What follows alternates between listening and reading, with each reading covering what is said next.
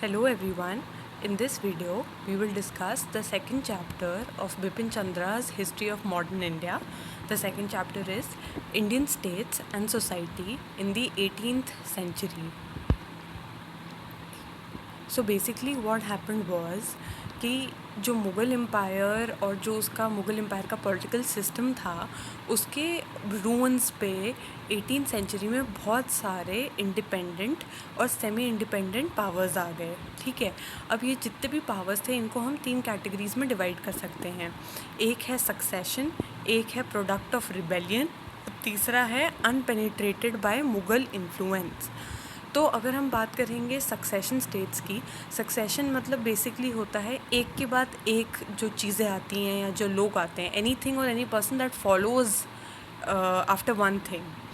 तो अब सक्सेशन में क्या होता था कि जो मुग़ल गवर्नर्स एक के बाद एक अपॉइंट किए जाते थे by the Mughal emperor at the centre, वो एक के बाद एक जैसे जैसे मुग़ल गवर्नर्स आते थे वो धीरे धीरे क्या करते थे, अपनी ऑटोनॉमी एग्जर्ट करते थे, क्योंकि वो देखते थे कि जो सेंट्रल रूलर है वो वीक है।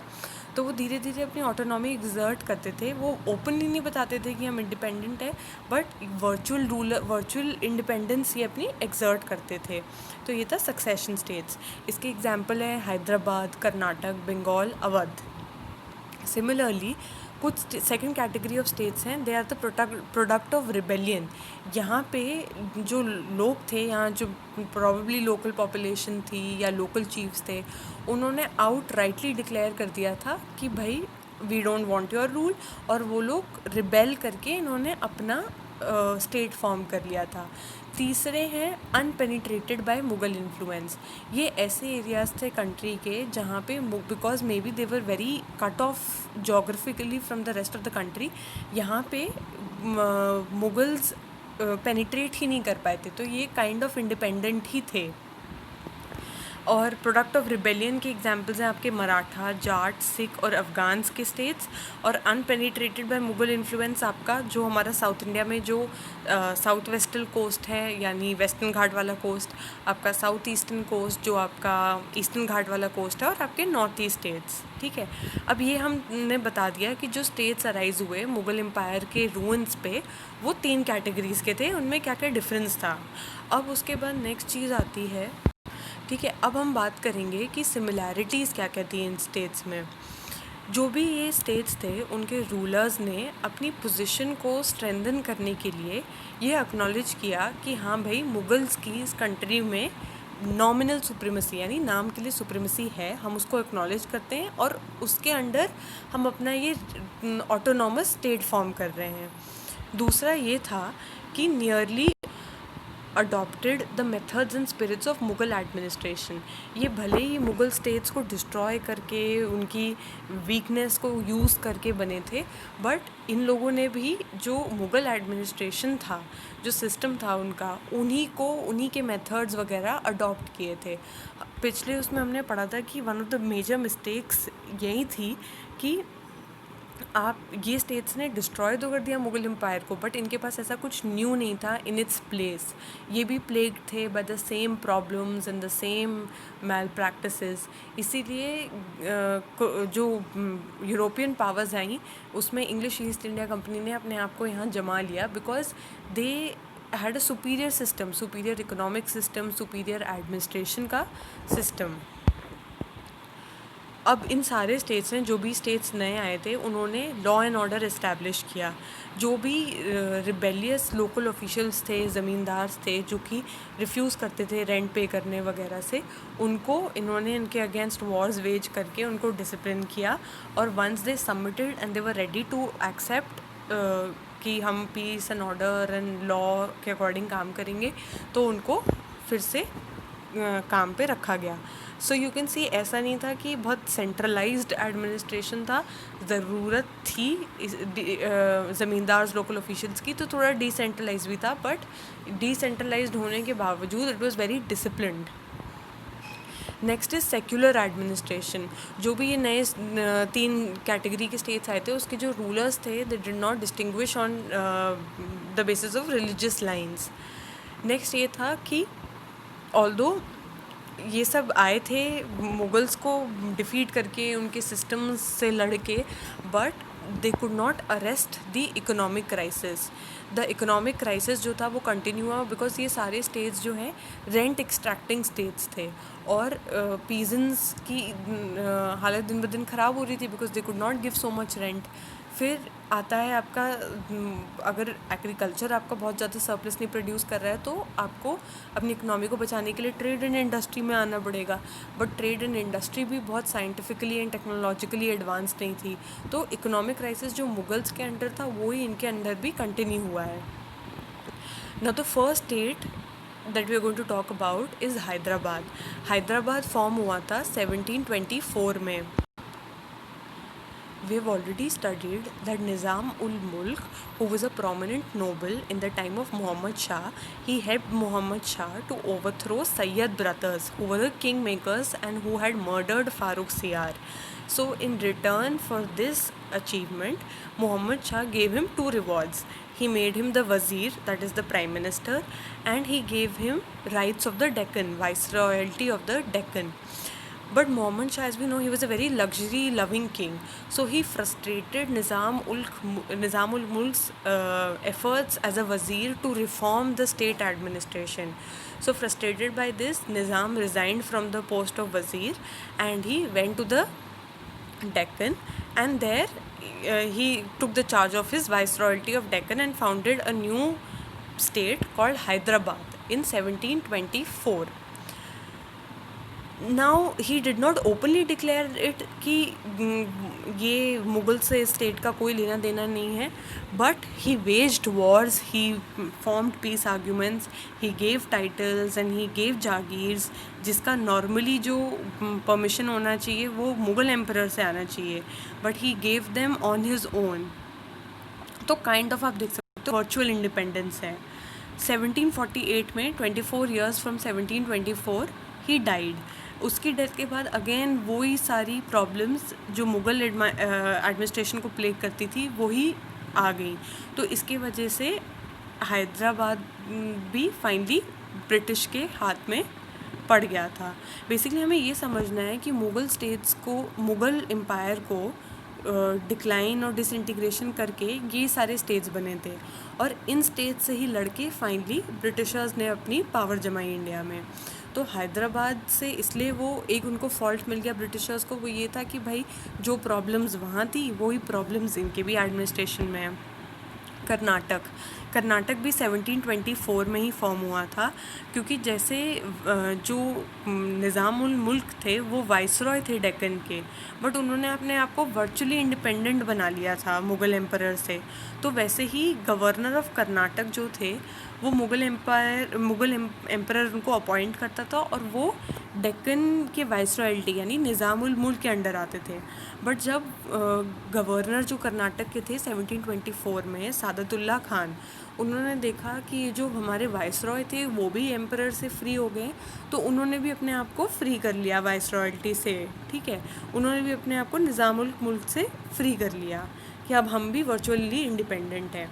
और अगर अब वर्चुअली इंडिपेंडेंट मतलब अब अगर नॉर्मली ऐसा था कि अगर जो सक्सेसर अपॉइंट होना था वो वाइसरॉयल्टी ऑफ द डेक्कन यानी निज़ाम उल मुल्क की उससे होना था, परमिशन से, बट क्योंकि उन्होंने अपने ऊपर वाले मुग़ल एम्पायर को छोड़ दिया, इन्होंने अपने ऊपर निज़ाम उल मुल्क को छोड़ दिया, तो इन्होंने उस पोस्ट को हेरिडिटरी बना दिया कि ना ही मुग़ल एम्पायर ना ही आपका वाइसरॉयल्टी ऑफ डेक्कन बताएगा कि नेक्स्ट रूलर कौन होगा, जो मेरे ब्लड में नेक्स्ट होगा वो कर्नाटक को रूल करेगा।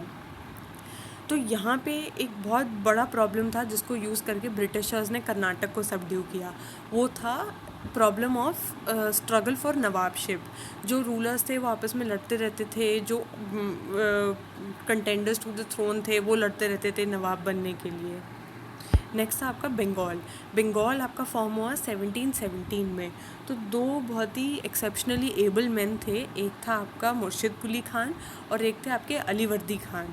तो मुर्शिद कुली खान को अपॉइंट किया गया था as the governor of the Mughal province of Bengal by the Mughal emperor, but इन्होंने भी वर्चुअली उसको रूल करना शुरू कर लिया एज एन इंडिपेंडेंट रूलर। मुर्शिद कुली खान के बाद आया शुजाउद्दीन के को मर्डर करके उनके बच्चे को आए अलीवर्दी खान। अलीवर्दी के खान के बाद आए सिराजुद्दौला। ठीक है, अब ये जो फर्स्ट 3 नवाब थे आपके, मुर्शिद कुली खान, शुजाउद्दीन और अलीवर्दी खान, इन्होंने बंगाल की रिसोर्सेज को बहुत ज़्यादा बढ़ाया। कैसे बढ़ाया? इन्होंने देखा कि पीजेंट्स जो बहुत परेशान हैं, अपना कुछ उगा नहीं पा रहे हैं क्योंकि पैसे रेवेन्यू दे दे के ख़त्म हो गए हैं, उनको उन्होंने तकावी दिया। Taccavi was basically distressed loans. ठीक है, एग्रीकल्चरल लोन्स जो कि डिस्ट्रेस्ड फार्मर्स को दिए जाते थे। और उन्होंने ये तो मदद की, बट उन्होंने सेम टाइम पे रेवेन्यू फार्मिंग इंट्रोड्यूस कर दी। तो रेवेन्यू फार्मिंग से थोड़ा बहुत ऑपरेशन फेस करना पड़ा। उसके बाद आता था ट्रेड। इन्होंने ट्रेड इंकरेजमेंट दी सारे मर्चेंट्स को, चाहे वो इंडियन मर्चेंट्स हो चाहे फॉरेन मर्चेंट्स हो, उन्होंने उनको ट्रेड के लिए encouragement the, because they knew कि वो ट्रेड करेंगे तो स्टेट टैक्सेस लेगा, तो बंगाल की रिसोर्सेज जो हैं वो बहुत ज़्यादा बढ़ जाएंगी। तो ट्रेड ऑर्गूमेंट करने के लिए उन्होंने रिवर्स और जो भी रोड्स थे उस पर थीव्स से सिक्योरिटी प्रोवाइड करना शुरू किया। जो भी कस्टम्स थे, कस्टम डिपार्टमेंट्स में किसी भी मर्चेंट को अब्यूज़ ना हो, वो देखा। इसके अलावा उन्होंने ये देखा कि जो ये सब कंसेशंस मिल रहे हैं कि भाई आप प्रॉपरली उसको ट्रेड करिए और कुछ पार्ट आप स्टेट को दीजिए उसके टैक्स में। तो ऐसा नहीं होना चाहिए कि कोई ऐसा प्राइवेटली ट्रेड कर रहा है और वो सारा मनी अपने पास रख रहा है, उस पर भी उन्होंने चेक किया। अब इतना सब कुछ अच्छा हुआ, बट प्रॉब्लम क्या थी बंगाल में, जिसको यूज़ करके ब्रिटिशर्स ने अपना बंगाल में जगह बनाई। पहला था केस ऑफ निगलेक्ट था। इन्होंने फर्मली पुट डाउन नहीं करी जो टेंडेंसी थी ईस्ट इंडिया कंपनी की मिलिट्री फोर्स यूज़ करने की या थ्रेटन करने की कि हम मिलिट्री फोर्स यूज़ करेंगे अगर आप हमारी डिमांड्स नहीं एक्सेप्ट करोगे। इस टेंडेंसी को इन्होंने प्रॉपरली जो है पुट डाउन नहीं किया। नेक्स्ट क्या चीज़ है? नेक्स्ट आपका ऐसा है कि अब इस टेंडेंसी को पुट डाउन करने के लिए वो अगर मिलिट्री फोर्स का थ्रेट आपको कर रहे हैं तो आपको भी अपनी एक आर्मी बहुत स्ट्रॉन्ग बनानी चाहिए। इन्होंने एक स्ट्रॉन्ग आर्मी नहीं बनाई अपनी। इसी के रिज़ल्ट था जो आपके 4th रूलर थे सिराजुद्दौला, हमने जिनके बारे में पढ़ा है।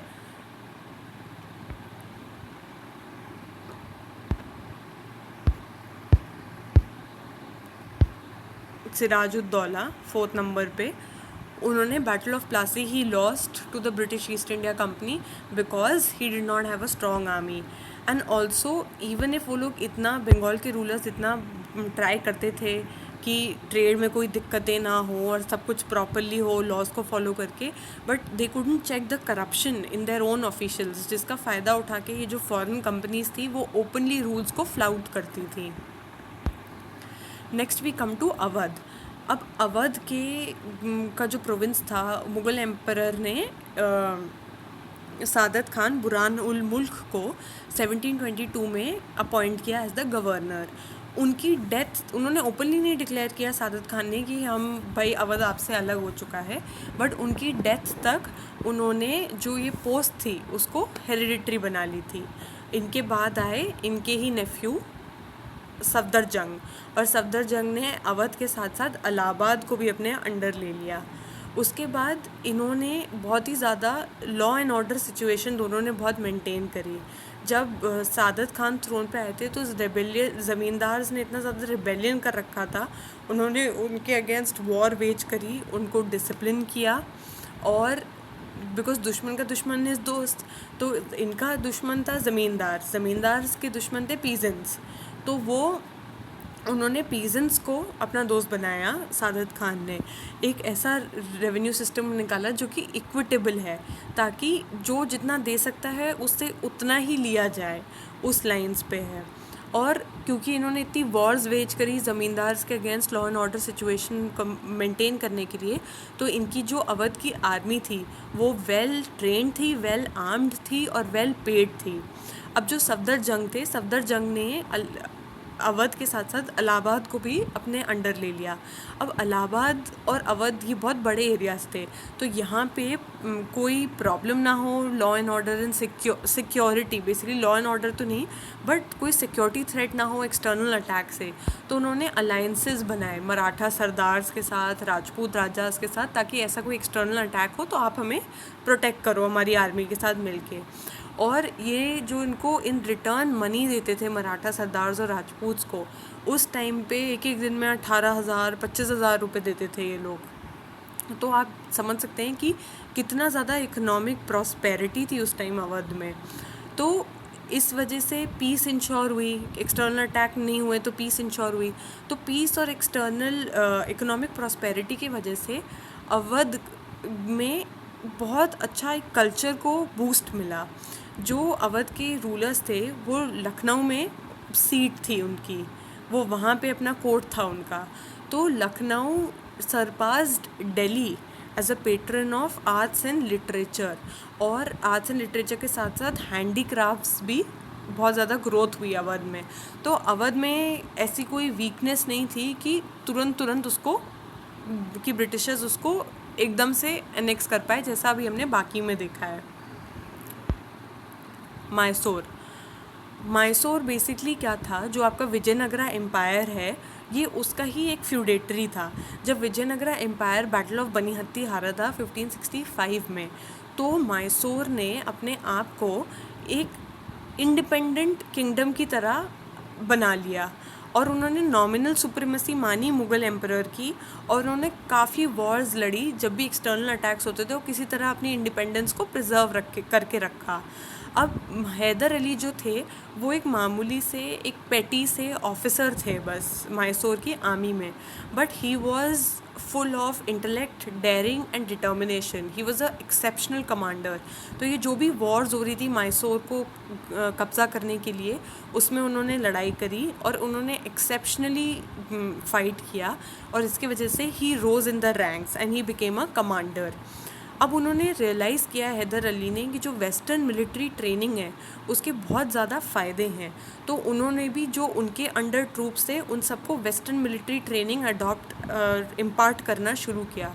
ये बहुत इम्पॉर्टेंट फैक्ट है कि हैदर अली ही realized the goodness that existed in western military training and he adopted it. उन्होंने एक अपना मॉडर्न आर्सेनल इस्टेब्लिश किया with the help of French experts. Arsenal is basically कोई ऐसी जगह, कोई ऐसी वर्कशॉप जहाँ पे आर्म्स इस्टेब्लिश होते हैं, आर्म्स मैन्युफैक्चर होते हैं, तो उन्होंने वो भी इस्टेब्लिश किया। अब उसकी हेल्प से जब उनके पास इतनी तगड़ी आर्मी हो गई विद मॉडर्न टूल्स जो कि ब्रिटिशर्स और यूरोपियंस यूज़ कर रहे थे, उन्होंने ओवरथ्रो कर दिया 1761 में मैसूर के राजा को और ख़ुद राजा बन गए। अब ये हैदराबाद ही उस टाइम पे आपको पता है निज़ाम उल मुल्क ने फॉर्म किया था 1724 में। उसके बाद मैसूर अंडर हैदर अली एक बहुत बड़ी पावर लग रहा था। तो इसको फाइट करने के लिए हैदराबाद के निज़ाम ने, मराठा सरदार ने और ब्रिटिशर्स ने, क्योंकि उनको ये थ्रेट लग रहा था कि एक बहुत बड़ा मिलिट्री थ्रेट है हमारे लिए मैसूर, तीनों इकट्ठा आ गए और उन्होंने मैसूर के अगेंस्ट वॉर वेज कर दी। इसमें भी आप देख सकते हो कि ऐसा नहीं था कि मतलब कि कितना पॉलिटिकल नेशनलिज्म की कमी है कि दो इंडियन पावर्स ने एक ब्रिटिश पावर के साथ, एक यूरोपियन पावर के साथ अपना अलायंस बनाया अगेंस्ट एन इंडियन पावर। अब इन्होंने 4 बैटल्स लड़ी जिनको एंग्लो मैसूर वॉर बोला जाता है। फर्स्ट 2 जो हैं वो हैदर अली ने लड़ी, सेकंड के बाद हैदर अली की डेथ हो गई और उनके सन टीपू सुल्तान ने थ्रोन संभाला। फिर और 2 लड़ी, एंग्लो मैसूर वॉर 3 and 4 के बाद 1799 में लड़ते लड़ते टीपू सुल्तान की भी डेथ हो गई। Now Tipu Sultan is a very exceptional name in our modern history. Why? Because he was an excellent innovator. उन्होंने एक नया कॉइनेज सिस्टम, एक नया कैलेंडर, नए वेट्स एंड मेजर्स निकाले जो कि मॉडर्न सोसाइटी जैसे बाहर के देश चल रहे थे उनके अकॉर्डिंग था। And he was very inspired by the French revolution जो कि 1789 से 1799 तक हुआ था।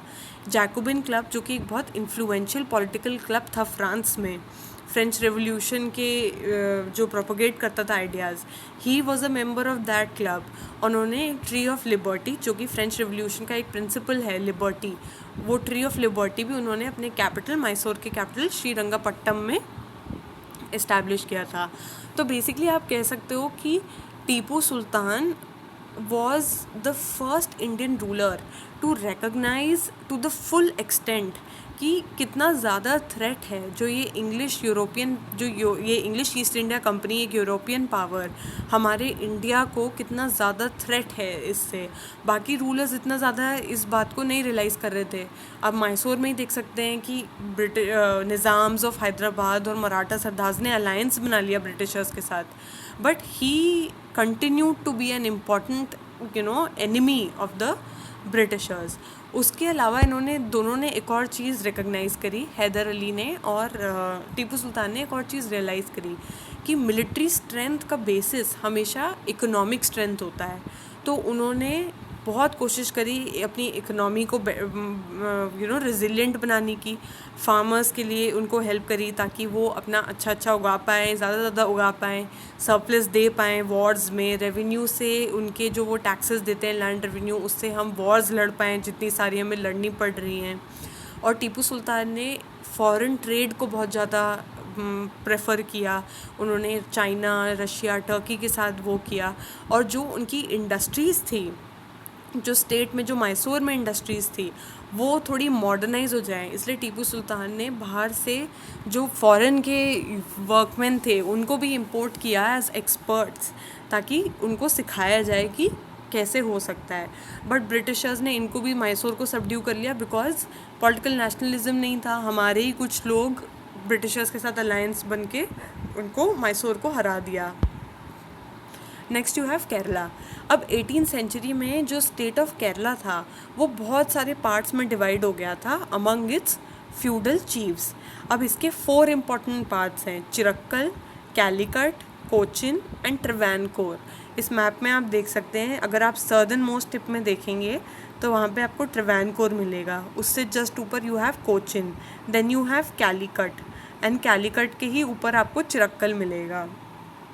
1729 में जो ये किंगडम ऑफ ट्रवैनकोर था, ये बहुत ज़्यादा प्रोमिनेंस में आ गया because of a very important and able ruler, Raja Martanda Varma. Raja Martanda Varma ने अपने आर्मी को मॉडर्नाइज़ किया, वेस्टर्न मिलिट्री ट्रेनिंग दी, इन्होंने भी एक मॉडर्न आर्सेनल वगैरह बनाया, जिसकी हेल्प से जो केरला में डच आए थे वो उनको भगा दिया, अपने फ्यूडेटरीज को भी भगा दिया। तो 1763 तक 3 ही इम्पॉर्टेंट किंगडम बचे थे केरला में, एक था आपका कैलीकट, एक था आपका कोचिन और एक था आपका ट्रवैनकोर।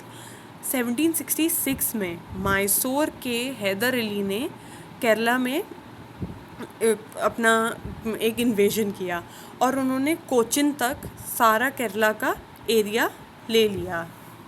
और तो इसकी वजह से भी आप देख सकते हो कि केरला काफ़ी वीकन हो गया था, तो वो ब्रिटिशर्स ईस्ट इंडिया कंपनी को इतना नहीं स्टैंड अप कर पाया क्योंकि so many of its parts were already lost to Mysore, and Mysore eventually खुद ही लूज़ कर लिया था in after the 4 battles.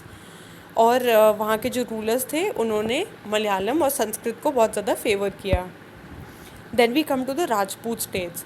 Rajput जो हैं अकबर के टाइम से एक बहुत अच्छा अलायंस था उनका मुगल्स के साथ, और मुगल्स की मिलिट्री स्ट्रेंथ का one of the main pillars जो थे वो राजपूत ही थे।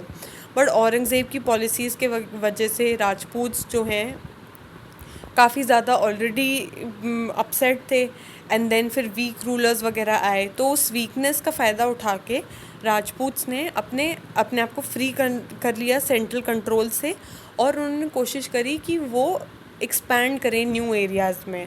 But why they couldn't replace the Mughal empire in India, it's because Rajputs के अपने इंटरनल कॉन्फ्लिक्ट्स बहुत ज़्यादा थे। जो राजपूत मेजर पावर्स थी वो बहुत ज़्यादा पेटी कॉन्फ्लिक्ट्स में एक दूसरे से लड़ते रहते थे, hence they couldn't play a major role in changing the history of India and saving India from foreign rule. इसमें however there is one important raja which we must know about, that is Raja Sawai Jai Singh of Amer. He was literally a star in that period. Why? He was a man of science. जब Indian rulers बहुत ही ज़्यादा neglected थे progress of science का in the world, राजा सवाई जय सिंह ने Jaipur form किया on complete scientific lines. उन्हीं के नाम पे सवाई जय सिंह, जय से ही जयपुर का नाम रखा गया। उसके अलावा उन्होंने बहुत ज़्यादा he was a great astronomer. तो उन्होंने बहुत सारा एस्ट्रोनॉमिकल ऑब्जर्वेटरीज़, जो कि हम जंतर मंतर आज जानते हैं, वो उन्होंने 5 सेटअप करी इंडिया में, जयपुर में, मथुरा में, उज्जैन में, वाराणसी में और न्यू दिल्ली में। और these observatories are full of astronomical instruments which make very accurate measurements। और उन्होंने एक एस्ट्रोनॉमिकल टेबल भी निकाला जिसको देख के लोग सिंपल एस्ट्रोनॉमिकल ऑब्जर्वेशंस कर सकते हैं कि सन कहाँ पे है, अभी मून किस एंगल पे है, ये स्टार कहाँ है। That table is called as Zij Muhammad shahi.